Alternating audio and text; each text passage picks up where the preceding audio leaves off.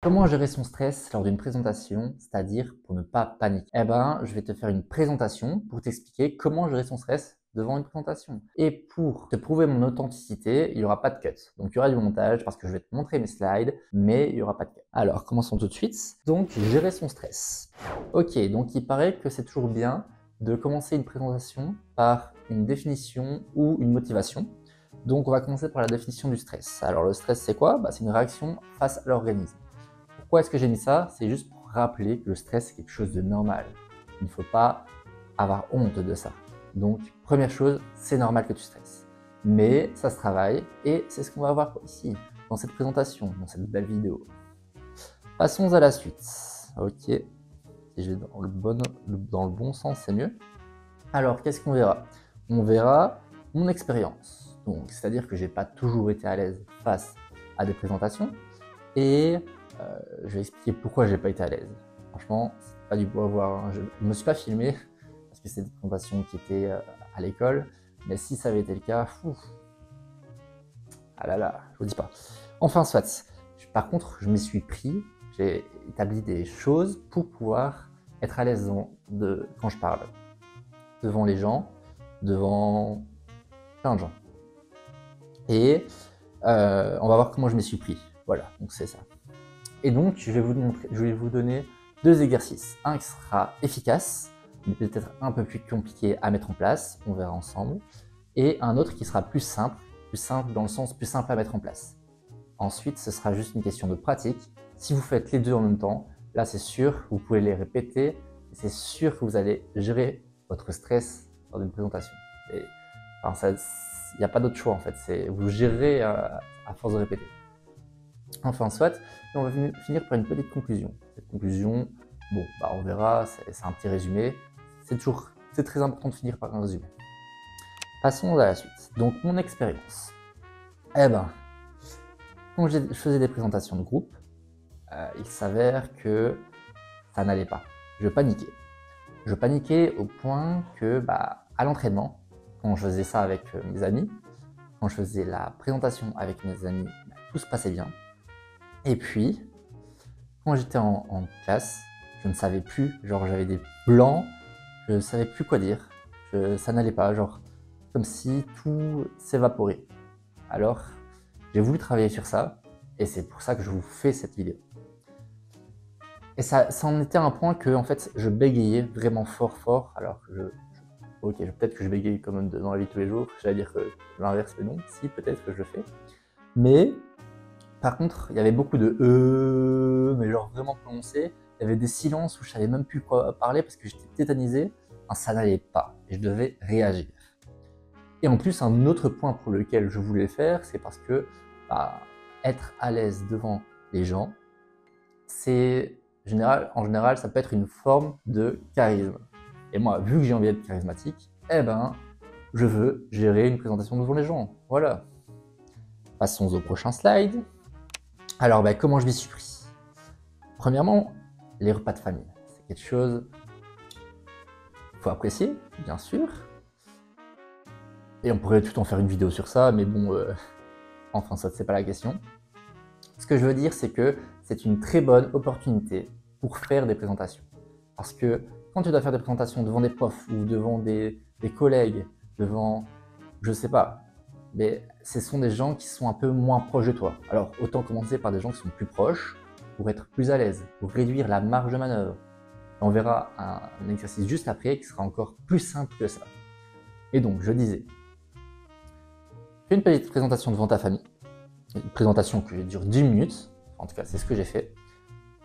Tu vas voir que même ça, c'est pas si évident que ça, parce que, je sais pas, il y a un stress qui s'installe comme ça, genre, sans aucune raison, en fait. C'est juste le stress de la présentation. Et c'est justement en faisant des présentations devant des gens qui sont plus proches que ça te permet de gérer ce stress quand tu es à un examen ou à une présentation, quoi. Et je me suis un peu mis au défi, c'est que pendant cette présentation, c'est que si je disais, bon, j'ai pas mis d'exemple ici, mais si je disais par exemple justement eux ou des choses comme ça, les gens devaient le noter ou le retenir pour pouvoir me le dire après. Et par cette Alors, petit blanc, mais c'est pas grave, ça arrive. Hein. Donc, bah, ils me disent combien de fois j'ai dit ça. Et si j'ai dit par exemple 3 fois, bah, je faisais 30 pompes. Et du coup, c'était une espèce de punition, mais c'était aussi un défi pour moi de ne pas dire ces mots-là. Donc, c'était comment dire, une façon pour moi de m'améliorer. Voilà. Et une autre façon pour moi de m'améliorer, c'était de me filmer, comme je le fais actuellement. Comme ça, après, je peux me regarder et je peux voir s'il y a des mots que j'ai dit trop souvent. Il y a des E qui partent trop souvent aussi, ou s'il y a des silences, s'il y a des malaises, enfin, je peux vraiment tout voir. Et ça, c'est intéressant parce que tu te vois de manière objective. Donc, tu te vois et tu sais gérer, genre, tu sais voir ce qui n'a pas été. Donc, ça, c'est aussi très intéressant.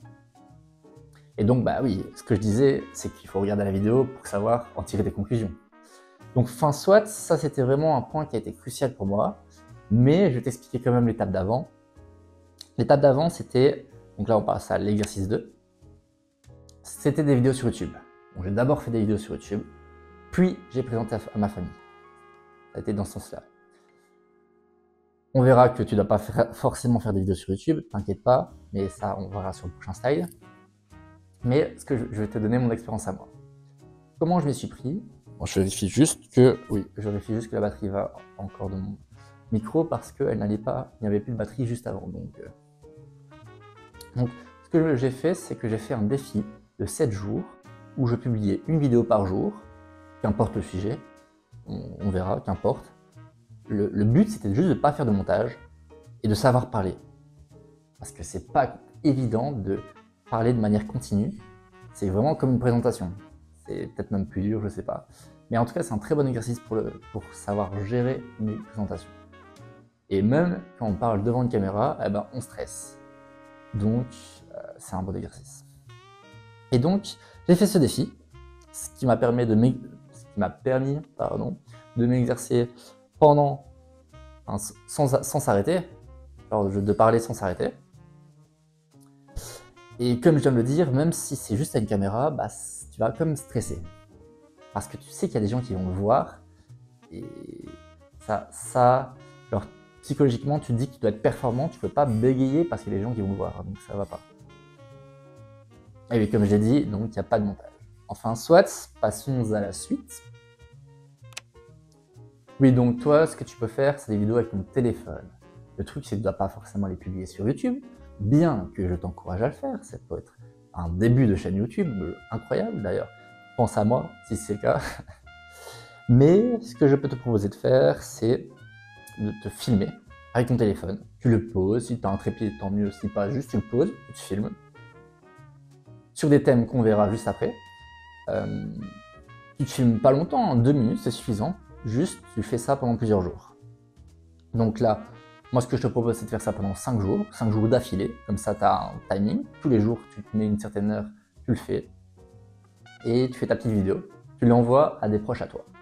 Alors, ces proches-là, je te conseille d'en envoyer à 2 proches différents. Pourquoi? Parce que ça va permettre à ce qu'il y ait une personne qui est d'office un peu moins proche. J'entends par là que ça te permet à ce que tu sors de ta zone de confort. Parce que si tu envoies vraiment quelqu'un qui est juste trop proche de toi, comment dire, bah c'est bien, mais tu ne sors pas trop de ta zone de confort. Donc, on va prendre un exemple concret. Tu peux par exemple l'envoyer à ta maman. Ta maman, par exemple. Et le lendemain, bah, tu l'envoies à une amie à toi, un ami à toi. Genre, juste, tu essayes d'envoyer des personnes différentes, comme ça tu as un retour différent déjà. Mais aussi, ça te permet de sortir de ta zone de confort et d'être plus à l'aise. Et tu verras, il y a un petit changement quand tu vas faire la vidéo, ça ne sera pas pareil. Voilà. Donc comme je l'ai dit, je vais parler des thèmes des vidéos juste après. Et oui, ce que tu pourrais faire, c'est les poster sur les réseaux. Donc comme j'ai dit, sur YouTube, pourquoi pas, ou sur Instagram, faire des réels. Ça peut être du contenu pour ton compte. Et il s'avère que j'ai fait ça aussi, en fait. J'ai fait ça aussi. Et ça se prend, enfin je veux dire, c'est un exercice qu'il faut faire, quoi. Il faut pratiquer pour pouvoir gérer. C'est comme quand on veut devenir maçon, bah, il faut maçonner pour pouvoir devenir maçon. Il n'y a rien à faire. Enfin soit, voilà, passons au slide suivant. Voilà, on va parler des thèmes. Quel thème tu peux aborder lorsque tu fais ce défi? Bah, tu peux parler de ton film préféré, par exemple. C'est-à-dire, tu prends un film et tu regardes les personnages. Alors, lesquels t'as bien aimé, lesquels t'as moins aimé.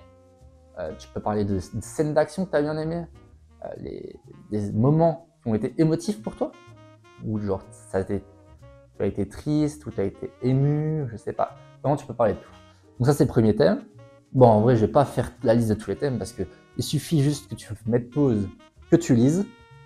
C'est pas compliqué. Et puis, bah, tu peux passer à la pratique. Et n'oublie pas, c'est vraiment en pratiquant que ça vient. C'est que le stress part. Alors, il n'y a pas longtemps, justement, je vais te raconter un peu mon expérience. Bah, il y a quelques jours, j'ai fait une présentation. Là, je suis en Espagne. Donc, cette présentation a été en anglais. J'ai fait ça devant pas beaucoup de gens. Moins de 10, à peu près 10, on va dire ça. Et bah, j'ai été étonné, mais j'ai pas été stressé du tout. Et ça s'est plutôt bien passé. Donc, je suis fier de moi. Mais ça, c'est grâce à l'expérience. C'est grâce au fait que je me suis entraîné. Donc, je te recommande vraiment de t'entraîner. Enfin, soit. Passons au slide suivant. La conclusion, c'est quoi? C'est que bah, on a trouvé 2 exercices. Un premier qui est de se présenter devant des gens, devant ta famille. Moi, ce que j'ai fait au début, c'est que j'ai présenté devant mon père et ma belle-mère. Donc, ça a été vraiment la première chose que j'ai fait. Puis, j'ai fait ça avec mes sœurs aussi. Donc, c'est quand il y avait mon père, ma mère, mes sœurs. Et ensuite, j'ai élargi. C'est-à-dire qu'on a eu un repas avec ma marraine et mes cousines et mon tonton. Et ben, je l'ai fait aussi devant eux.